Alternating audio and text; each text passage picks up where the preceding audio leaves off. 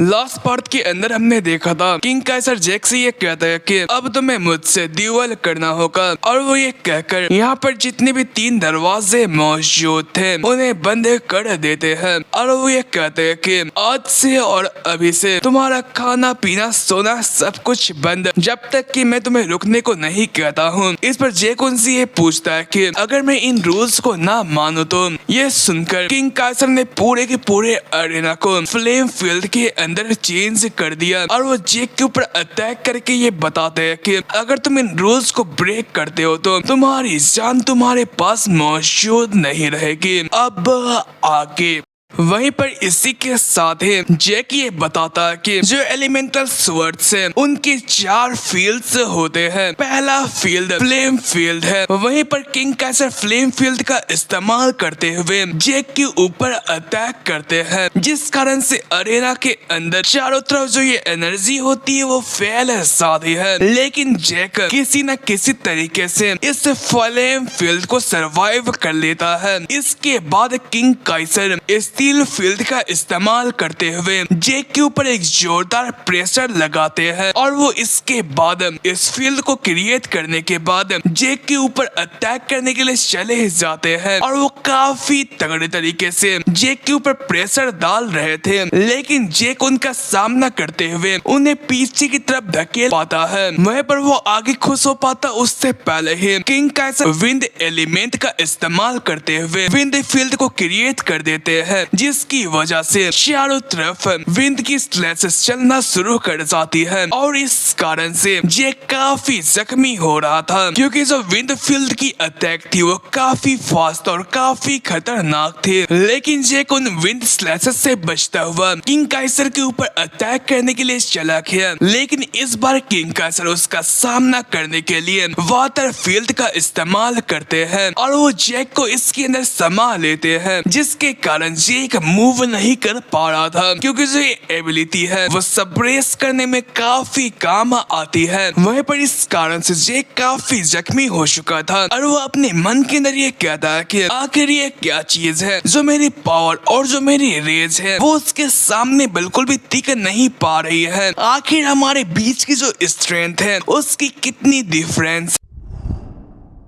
वहीं पर वो किंग काइसर के वाटर फील्ड के अंदर फंसा हुआ था, और वो उससे निकलने के लिए वाटर फील्ड का इस्तेमाल करने की कोशिश करता है, लेकिन वो इसमें नाकामयाब हो जाता है। और इसका फल देने के लिए किंग काइसर उसके सर के ऊपर एक जोरदार तमाचा मारते हैं। इस पर जैक उनसे ये कहता है कि आखिर इंस्ट्रक्टर आखिर ये क्या चीज के लिए है। इस पर किंग काइसर ये जवाब देता है कि तुम तो 1 नंबर के गधे इंसान हो, तुम तो वाटरफॉल के पावर का इस्तेमाल कर रहे हो, ना कि वाटर का। जैक ये कहता है कि लेकिन ये ठीक है ना, क्योंकि मैं सही एट्रीब्यूट का इस्तेमाल कर रहा हूँ। इस पर किंग काइसर ये कहते हैं कि बाकियों के फील्ड्स में तुम इस टेक्निक का इस्तेमाल कर सकते हो, लेकिन जो वाटर की फील्ड होती है उसकी जो असल चीज होती है, लेकिन मैं तुम्हें कितनी मर्तबा बताऊं कि जो वाटर फील्ड की खासियत होती है वो उसकी फ्लूइडिटी होती है। जो फ्लूइडिटी होती है वो ताकत को इस जगह पर दर्शाती है। क्या तुम इसके बारे में समझ चुके हो। इस पर जैक अपने मन के अंदर ये कहता है कि आखिर ये क्या बकवास कर रहे हैं। आखिर जो फ्लूइडिटी होती है वो स्ट्रेंथ से कैसे जीती जा सकती है। मैं पहले इसलिए हार मान चुका था क्योंकि मेरे पास ताकत मौजूद नहीं थी, और मेरे पास ताकत न होने की वजह से ही मैंने काफी सारी चीजों को खोया था, और मैंने सरवाइव करने के लिए काफी मुशक्कत करी थी। लेकिन ताकत न होने की वजह से मुझे वो सारी की सारी चीजें खोनी पड़ी जो कि मेरे दिल के काफी नजदीक थी। इसलिए मुझे ये एहसास हुआ कि जिंदगी में ताकत ही सब कुछ है। लेकिन अब तुम ये कह रहे हो कि जो फ्लूइडिटी है वो ताकत से जीत सकती है, इसलिए मैं इस चीज को समझ नहीं सकता हूँ। वहीं पर इसी के साथ ही प्रेजेंट का सीन दिखाया गया, जहाँ पर जैक किंग काइसर का सामना कर रहा था, और वो अपने मन के अंदर ये कहता है कि क्या मैं इस दीवार के अंदर हार जाने वाला हूँ। वहीं पर किंग काइसर अपने पावर पावर का इस्तेमाल करते हुए जैक को पीछे की तरफ धकेल देते हैं। जैक अपने मन के अंदर ये कह रहा था कि आखिर मुझे अब क्या करना चाहिए। यहाँ पर किंग काइसर से ड्यूल करते हुए लगभग 15 दिन हो चुके हैं, इसलिए मैंने गिनना छोड़ दिया है। लेकिन मैं बिना खाना या पानी के लगातार उनसे फाइट कर रहा हूँ और इसी वजह से मुझे रियलाइज हुआ कि जो इनफिनाइट स्टेमिना है वो उतनी पावरफुल नहीं है, क्योंकि मेरे सामने जो बंदा खड़ा है वो एक मॉन्स्टर है। तभी जो किंग काइसर होते हैं उसे सोचने का मौका नहीं देते हुए उसके ऊपर फिर से अटैक करने के लिए आगे क्रिस उसके अटैक को रोकता है। वो अपने मन के अंदर ये कहता है कि मेरे पास अब अपनी इतनी ताकत मौजूद नहीं है कि मैं इस तरीके से उनका सामना कर पाऊंगा। ऊपर से जो ये जमीन है वो भी काफी फिसल रही है। वहीं पर जमीन के फिसलन की वजह से जैक नीचे की तरफ गिरने वाला होता है और इसी मौके का फायदा उठाते हुए किंग काइसर उसके ऊपर अटैक करने की कोशिश करते हैं। लेकिन जो क्रिस था वो किसी तरीके से उनके अटैक को रोकने में कामयाब हो पाता है और वो इस कारण से काफी खुश था और वो अपने मन के अंदर ये कहता है कि फाइनली मैंने एक अटैक को पैरी करने में कामयाबी हासिल कर ली है। वो स्माइल करता और वो ये कहता कि मुझे समझ में आ चुका है, अगर मैं जो ताकत तलवार को पकड़ने में और जो ताकत खड़ा रहने में उन चीजों को साइड पर कर दूं तो मुझे किंग काइसर की बातों की समझ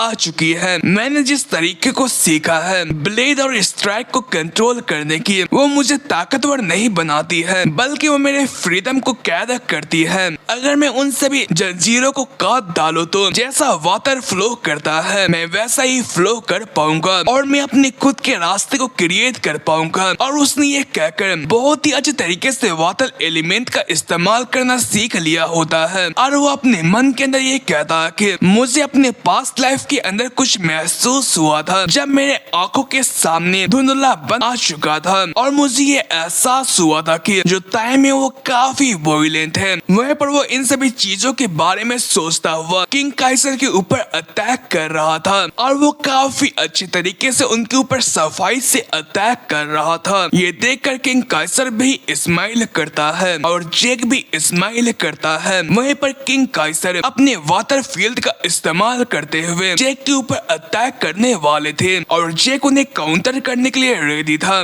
किंग काइसर एलिमेंटल स्वॉर्ड का इस्तेमाल करने वाले थे और जैक भी इसका इस्तेमाल करने वाले थे और वो साथ में वाटर फील्ड का इस्तेमाल करते हुए एक दूसरे के ऊपर अटैक कर देते हैं और इस कारण से जो ये महल था उसके ऊपर भी हलचल आ जाती है और इस वाटर फील्ड का इस्तेमाल करने की वजह से इस महल के ऊपर एक कट लग चुका था और इस कारण से हर जगह बारिश हो रही थी। वहीं पर फाइट के बाद का सीन दिखाया गया। किंग काइसर को तो कुछ नहीं हुआ होता है लेकिन जैक नीचे की तरफ बेहोश हो चुका था। किंग काइसर ये कहता है कि ये काफी कमाल है, तुम सच में मेरे टीचिंग्स के सक्सेसर बनने के लायक हो जैक ट्रैकर। इसी के साथ ही कुछ समय के बाद का सीन दिखाया गया। जैक अपनी आंखें खोलता हुआ ये कहता है कि क्या मैं बेहोश हो चुका था? ये दूसरी दफा है कि मैं बेहोश हुआ हूँ। जब मेरी पहली दफा ड्यूक से ड्यूल हुई थी तो मैंने काफी ज्यादा एनर्जी का इस्तेमाल कर लिया था और इस कारण से मुझे बेहोश होना पड़ा था। लेकिन इस दफा किंग काइसर ने मुझे बहुत ही गंदे तरीके से तोड़ा है। तभी वो जाकर आसपास किंग काइसर को खोजता है। तभी उसकी नजर वही स्टोन पर पड़ती है और उसे ये एहसास होता है कि क्या वो स्पिरिट रियल्म के अंदर जा चुका है। तो अब क्वेस्ट का क्या? मुझे ऐसा फील हो रहा है कि मैंने लास्ट टाइम के अंदर वाटर फील्ड का इस्तेमाल कर लिया था। तभी उसके सामने काफी सारे स्क्रीन एक साथ अपीयर हुए और उसे ये बताया गया कि तुमने लिंक द क्वेस्ट को कंप्लीट कर लिया है और टाइम बोनस की वजह से तुम्हारे रिवॉर्ड को भी इंक्रीज कर दिया गया है। इस पर जैक काफी खुश होता है। वहीं पर इसी के साथ ही उसे एक करके उसके रिवॉर्ड्स के बारे में बताया जा रहा था, जैसे कि उसे फेरी मोनार्च के टीयर्स मिल चुके हैं और 500 कर्मा पॉइंट्स और 3 रैंडम स्किल कार्ड्स और साथ ही साथ उसके काफी सारे सिस्टम फंक्शंस भी ओपन हो चुके थे और जो उसकी क्वेस्ट बुक थी वो इंटरमीडिएट लेवल पर भी पहुंच चुकी थी और उसे होत की स्लॉट भी मिलते हैं और उसकी जो मिनी मैप पोर्टल है वो भी अब अपीयर हो चुकी है, जिसके कारण वो ट्रांसपोर्टेशन का इस्तेमाल कर सकता है और उसकी सोल की भी काफी ग्रोथ हो चुकी थी और इस कारण जो बहामुत के दिल में जो सील लगी हुई थी वो भी कुछ % के हिसाब से अनलॉक्ड हो चुकी थी और उसकी सील परसेंटेज अभी 90% की होती है। इसे देखकर जैक अपने मन के अंदर ये कहा कि यहाँ पर तो काफी सारे रिवार्ड मिले हैं, इनके बारे में पढ़ना काफी मुश्किल होने वाला है। वहीं पर जैक अपने रिवार्ड्स को देखकर इनके बारे में बात करता है। वो सबसे पहले सील परसेंटेज के बारे में बात करता हुआ ये कहता है कि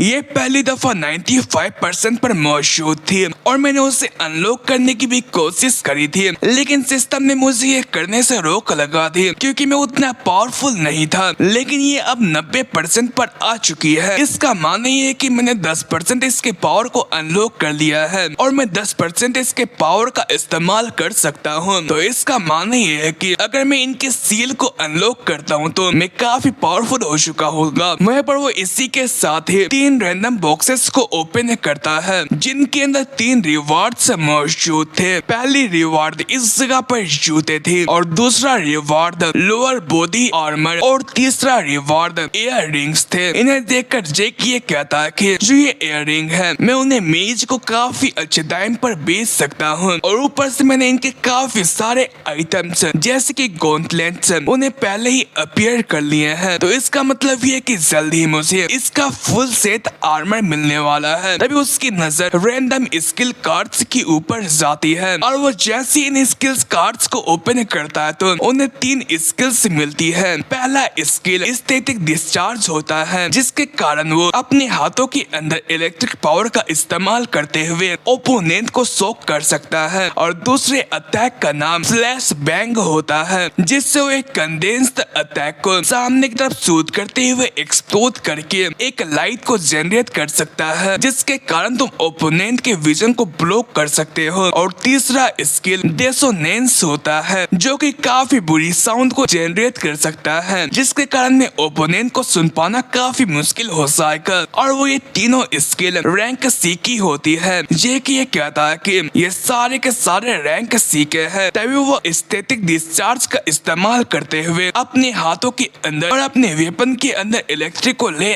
आता है और वो ये कहता है कि ये तो काफी कमाल की स्किल है, ये काफी बेहतर है। अगर मैं इसके साथ फ्लैश बैंग डेसोनेंस का इस्तेमाल करता हूँ तो मैं और भी अच्छी ओपोनेंट को काफी इजीली हरा सकता हूँ। और साथ ही साथ मैंने काफी सारे सिस्टम के फंक्शंस को भी ओपन कर रखा है। उनमें से एक फंक्शन आइटम मोड की स्लो होती है जिसके अंदर तुम स्किल के तरह ही आइटम्स को रख सकते हो। इस पर जैक ने अपने मन के अंदर ये कहा कि ये इमरजेंसी के अंदर काफी अच्छे तरीके से काम आ चुके हैं, लेकिन जबकि मेरे पास हीलिंग फैक्टर और इनफाइनाइट स्टेमिना मौजूद है तो मुझे कोई भी हीलिंग पोशंस की जरूरत नहीं पड़ेगी। लेकिन तभी वो कुछ सोचता है और वो ये कहता है कि हर एक स्किल की अपनी खासियत होती है और हर एक स्किल की अपनी डिसएडवांटेज। मुझे नहीं पता कि और कभी भी मेरा किसी भी पावरफुल बंदे से सामना हो सकता है। अगर ऐसा हुआ और मैं उनका सामना नहीं कर पाऊँ तो उस वक्त पर हीलिंग फैक्टर काफी कायम आ सकता है, इसलिए मुझे ये करना चाहिए। और उसने ये कहकर एक टॉप क्रेट के हीलिंग पोशन को इस जगह पर परचेस कर लेता है जो कि काफी महंगा होता है, लेकिन वो इसे परचेस करके अपने खुद की आइटम स्लॉट के अंदर रख लेता है। इसकी एक खासियत होती है कि ये किसी भी पर्सन के वुंड्स को तुरंत रिकवर करता है और उसके स्टेमिना को भी। वहीं पर जैक आगे ये कहता है कि चलो सबसे इम्पोर्टेंट रिवार्ड को निकाला जाए और उसने ये कहकर अपने पास से फेरी मोनार्च के टीयर्स को बाहर की तरफ निकाला। इसकी ये खासियत होती है कि वो फेरी मोनार्च को स्पिरिट रेलम के अंदर समन कर सकता है। ये सुनकर जैक काफी हैरान हुआ और वो ये कहता है कि जो फेरी मोनार्च है वो लेजेंड्स की एक ऐसी एग्जिस्टेंस है जो कि इंसानों की ख्वाहिश को पूरी कर सकती है। जबकि यहाँ पर काइसर की भी लेजेंड सही है तो इसकी भी लेजेंड सही होगी, ये कोई भी इच्छा को पूरी कर सकती है। लेकिन ये बुरी बात है कि ये सिर्फ एक ही दफा इस्तेमाल किया जा सकता है, इसलिए मैं इसका टेस्ट नहीं ले सकता हूँ। और उसने ये कहकर इस आइटम को वापस से अपने स्टोरेज के अंदर रख लिया और वो जाता हुआ ये कहता है कि मुझे ये लगता है कि जो टाइम है वो आ चुका है। इसी के साथ ही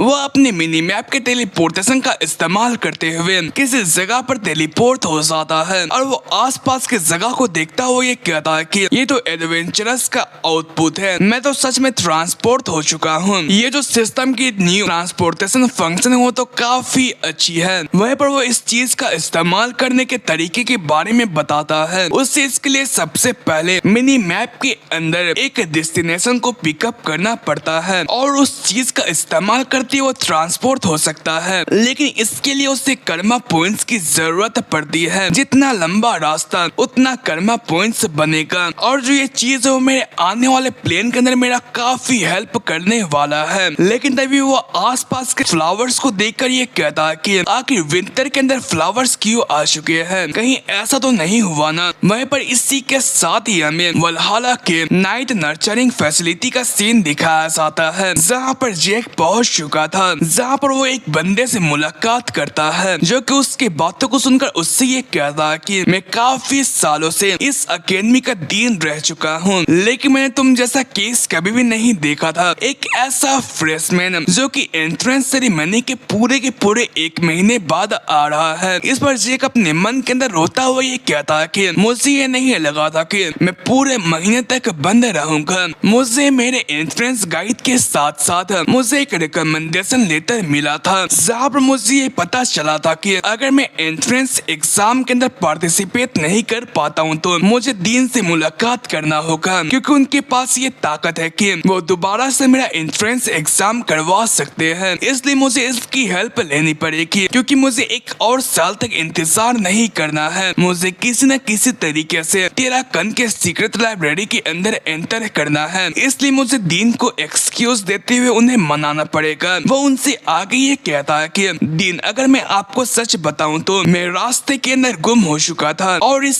कारण से मैं वहाँ पर ट्रेनिंग करना चालू कर चुका था और ट्रेनिंग करने की वजह से किसी हादसे के कारण मैं बेहोश हो चुका था। और अगर मैं आपको सच बताऊं तो मैं यूनिटी के अंदर इस जगह पर ट्रेनिंग कर रहा था। इस पर ये बंदा ये कहता कि क्या यूनिटी? वो गुस्से से ये कहता है कि मुझे ये नहीं लगा था कि तुम एंट्रेंस सेरेमनी को छोड़ने के लिए ऐसा एक्सक्यूज मुझे दोगे। ये बंदा वल्हाला का डीन फ्लोबर्ट बोर्जेस होता है। वहीं पर फ्लोबर्ट बोर्जेस के बारे में बताया जाता है, जो कि एंटायर कॉन्टिनेंट के अंदर काफी बड़ा नाइट माना जाता है। और यहाँ पर एक स्टोरी भी काफी फेमस है कि कैसे ड्रैकर के करंट पैट्रियार्च आर्थर ड्रैकर उनसे काफी दफा मिलने के लिए आए थे, लगभग 3 दफा, और उन्होंने इनवाइट भी किया था। जैक अपने मन के अंदर ये कहता है कि जो ये बंदा है वो काफी ज्यादा होनर और ऑर्डर को वैल्यू करता है, इसलिए मैं उनके सामने इमोशनल आर्ग्यूमेंट नहीं कर सकता हूँ। वो आगे ये कहता है कि मैं अपने एब्सेंस के लिए कुछ भी एक्सक्यूज नहीं कर रहा हूँ, मैंने जो कुछ भी कहा वो सच है। इस पर डीन कुछ समय के लिए खामोश रहते हैं और वो आगे ये कहते हैं कि जो यूनिटी है उसे इजिली अचीव नहीं किया जा सकता है। अगर तुम्हारी जगह कोई और कैडेट होता तो मैं अभी फौरन ही इस चीज को मना कर देता, लेकिन तुम्हें अकेडमी के डीन से एक रिकमेंडेशन लेटर मिला है, इसलिए मैं तुम्हारे लिए एक जगह को अरेंज कर सकता हूँ। इस पर जैक काफी हैरान हुआ। डीन आगे ये कहता है कि अगर तुमने सच में 1 महीने के अंदर वल्हाला से अच्छी ट्रेनिंग करी है तो मैं तुम्हें इनरोल कर लूंगा। इस पर जैक अपने मन के अंदर ये कहता है कि मुझे नहीं लगा था कि जो ये बंदा है वो इसके लिए मान जाएगा। वो आगे इस चीज के लिए दिन का शुक्रिया अदा करता है। तभी दिन यहाँ पर एक बेल बजाते हैं, इस कारण से एक बंदा उसके पास आता है। डीन उससे ये कहता है कि अभी फौरन ही एक खाली ट्रेनिंग रूम को रिजर्व करो और जितने भी प्रोफेसर से हर डिपार्टमेंट के उन्हें ये अनाउंस करो कि एक एक्स्ट्रा एंट्रेंस एग्जाम होने वाला है, इसलिए वो फौरन उस जगह पर आ जाए। इस पर वो इस बंदा इसके लिए मान गया। वहीं पर इसी के साथ ही हमें वल्हाला के इंडिविजुअल ट्रेनिंग रूम का सीन दिखाया गया, जहाँ पर जैक मौजूद था। वो अपने मन के अंदर ये कहता है कि क्या ये वल्हाला की वजह से हो रहा है। यहाँ पर काफी सारे प्रोफेसर मौजूद है और वो सारे के सारे नामचीन बंदे हैं। तभी डीन आगे ये कहते हैं कि जबकि सभी लोग आ चुके हैं तो जैक, अब तुम हमें ये दिखाओ कि आखिर तुमने 1 मंथ के अंदर कैसी ट्रेनिंग करी जिसके बारे में तुमने मुझसे कहा था। और इसी के साथ ही जो ये एपिसोड होता है वो एंड होता है। आई होप कि आपको ये पसंद आया होगा।